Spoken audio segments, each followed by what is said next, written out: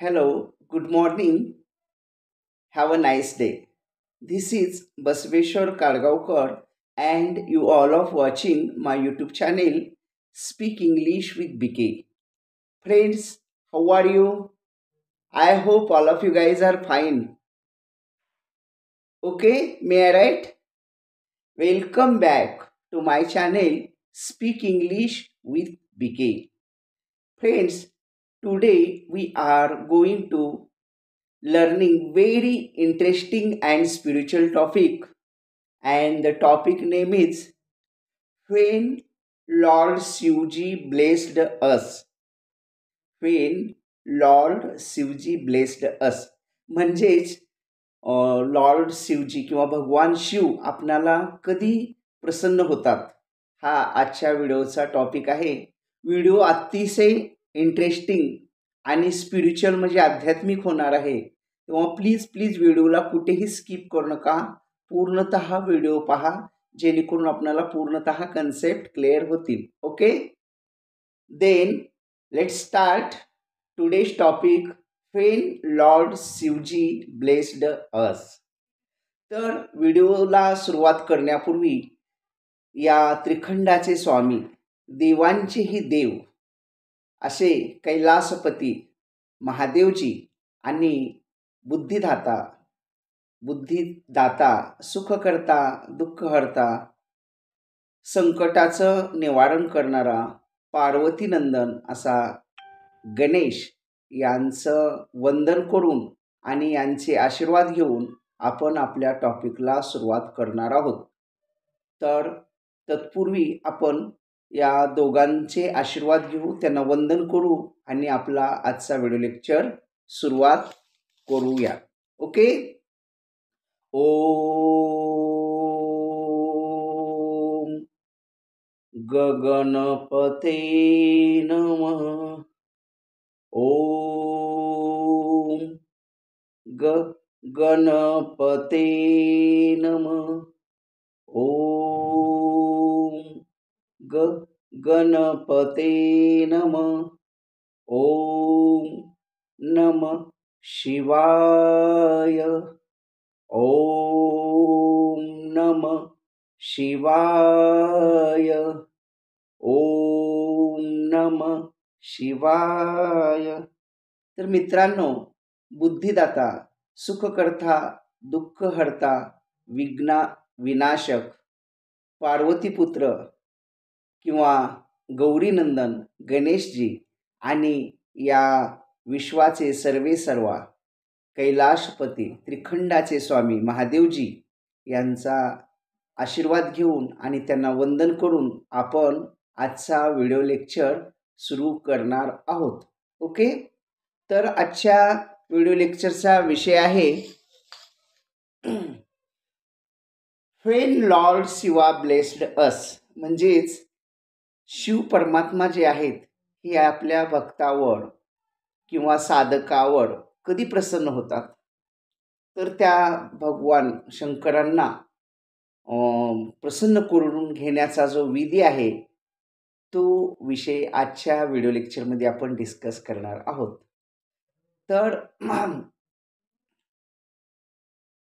आता हा जो विषय घेतलेला आहे आपण कुठला, when Lord Shiva blessed us, there are 7 steps to worshipping Lord Shiva. म्हणजे शिव परमात्मा यांचा आशीर्वाद घेण्यासाठी किंवा त्यांचं पूजन भक्ती करण्याच्या 7 प्रकारच्या स्टेप्स किंवा मार्ग आहेत, किंवा 7 प्रकारे आपल्याला 7 पद्धतीनं त्या करायला लागतात.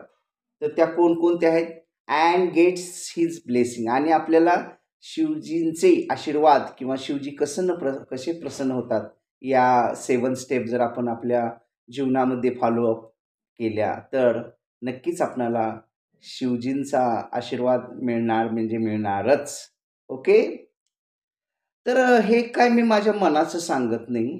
आता जस्ट आपण गणेशजी बुद्धिदाता आणि शिवजी यांना वंदन करून आवाहन केलेलं आहे त्यांचं, आणि तू शिवजी जे बुद्धी घालणार आहेत आज हा टॉपिक डिस्कस करण्यासाठी, ते फक्त मी माझ्या मुखातून सांगणार आहे. हे सगळं सांगणारे तेच आहेत. त्यामुळं माझं यात काहीच नाही. फक्त I am using my sound only. माझा फक्त आवाज.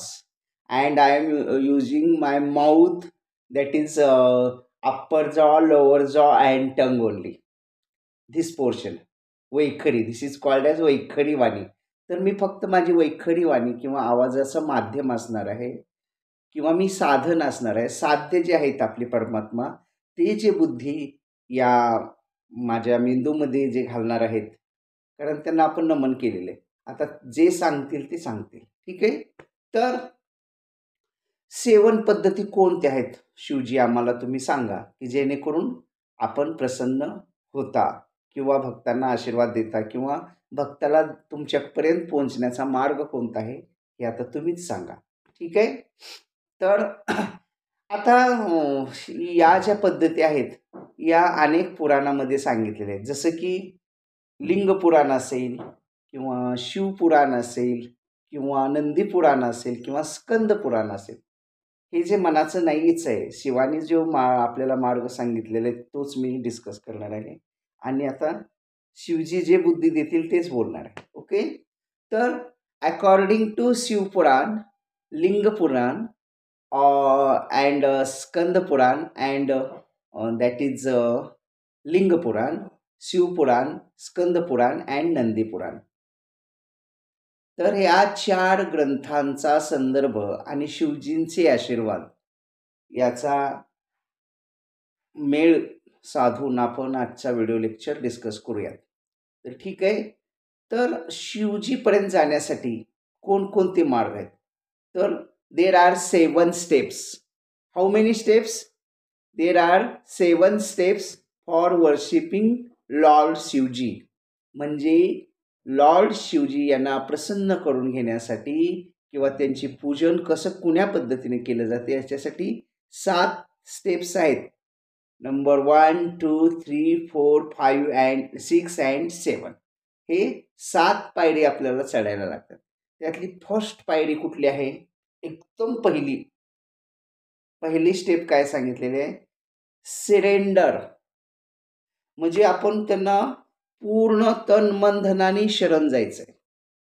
म्हणजे शिवजींना आपण आपलं जे जीवन आहे ते त्यांच्या हातात द्यायचंय. जीवन नौका. म्हणजे इतका विश्वास शिवजीवर गाढा, प्रचंड विश्वास ठेवायचा आहे आणि आपलं अनन्य भावानं त्यांना शरण जायचंय. कुणाला? शिवजींना.